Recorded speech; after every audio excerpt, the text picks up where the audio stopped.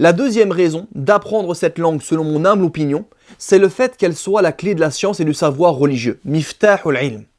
Comme cela est connu de tous, les savants de l'islam s'expriment dans le monde en langue arabe, où que l'on aille, et à toute époque, on constatera qu'ils dispensent leurs cours dans la langue du Coran, même si ce n'est pas leur langue maternelle.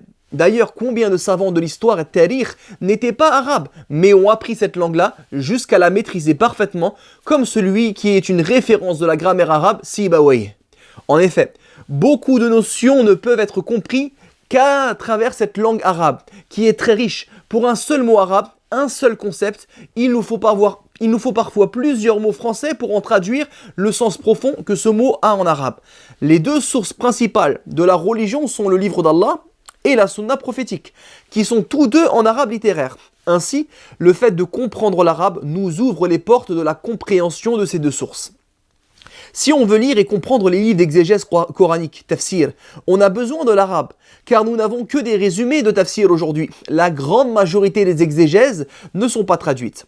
Imaginez, pour expliquer un ayah, un verset d'Allah ou un hadith du prophète sallallahu alayhi wa sallam, cela peut prendre à des savants des heures de cours en arabe, des pages et des pages de livres en arabe, de par la bénédiction et la concision des paroles divines et prophétiques.